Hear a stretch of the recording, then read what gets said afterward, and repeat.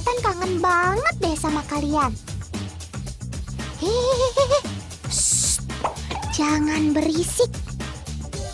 Ternyata Sobat Otan lagi dalam proses reproduksi. Demi menghasilkan keturunan yang baik, jadi diharapkan para penonton semuanya tenang.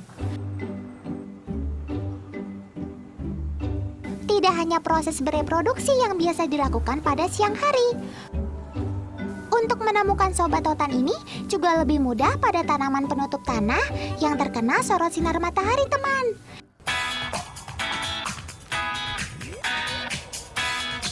Suhu hangat memang menjadi salah satu tempat favorit mereka. Karena sinar matahari dapat merangsang proses perkembangbiakan.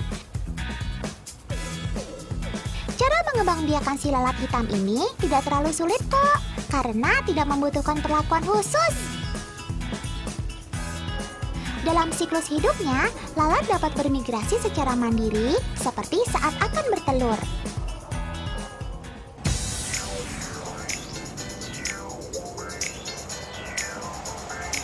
Mereka sangat menyukai dedaunan segar atau kering yang memiliki lipatan. Nah, dalam rongga lipatan itulah si lalat akan menyimpan telur-telurnya.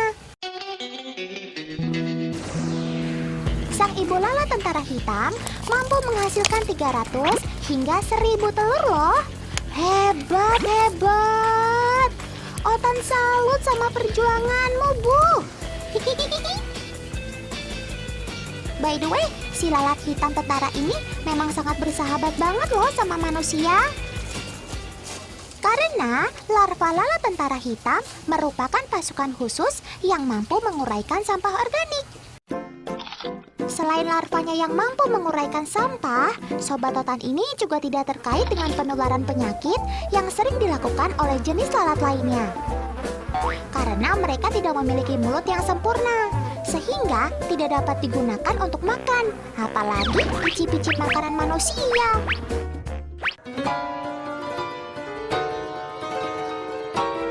Nah, karena kekurangannya itulah, Sobat Otan ini hanya dapat bertahan hidup sekitar 1 minggu saja.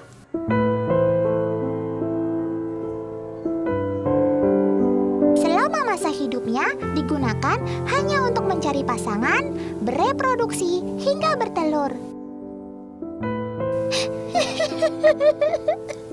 Selamat jalan, Sobat!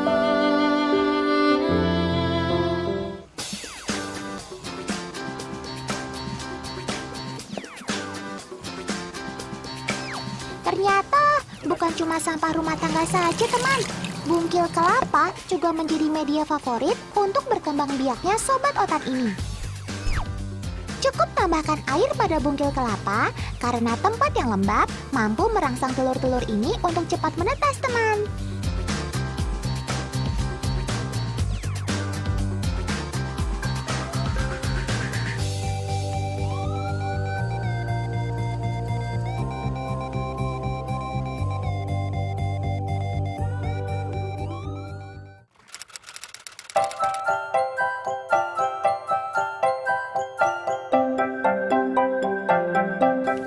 Setelah menunggu 3 hari, telur akan menetas. Hai Sob, welcome to the world. Come to Papa. Larva lalat tentara hitam ini memang imut-imut bingits, teman. Karena hanya berukuran 2 mm saja. Berbeda dengan indukan mereka, larva atau maggot ini mampu bertahan hidup hingga 18 hari. Selama itu juga, ukuran tubuhnya terus bertambah hingga mencapai ukuran 20 mm. Nah, pada tubuh maggot juga memiliki segmentasi yang merupakan otot untuk dapat bergerak. Sehingga dapat menggeliat dengan mudah pada makanan mereka.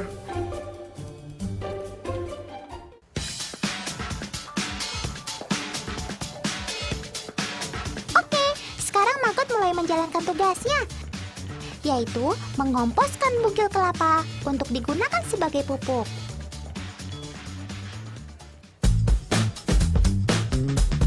Bila maggot sudah cukup mengkonsumsinya, ia akan mensekresi atau mengeluarkan lendir enzim pencernaannya, serta menyebarkan bakteri pembusuk yang membuat bungkil kelapa berubah menjadi kompos.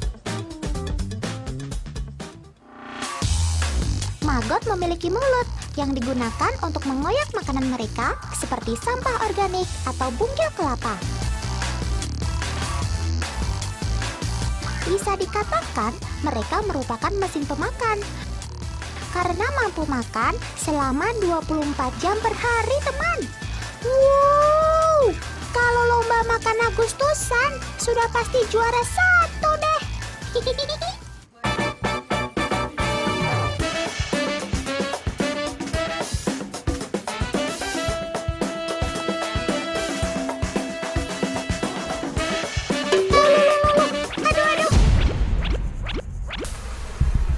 Paman mau ngapain sih? Kenapa Sobat Otan diayak-ayak begitu? Pelan-pelan dong, nanti baby maggotnya gumoh. Paman ini bertujuan memisahkan maggot berdasarkan ukurannya, teman. Untuk memastikan mana yang masih produktif dan siap berubah menjadi pupa. Tapi, si paman mau bawa baby maggotnya kemana tuh?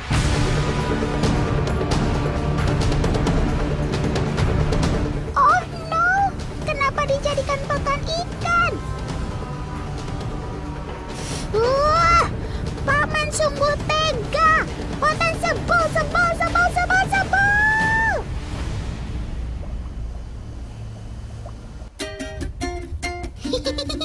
Guys, keep calm dong. Kalian tahu nggak sih, Sobat Otan yang makannya banyak ini ternyata memiliki kandungan yang oke punya loh.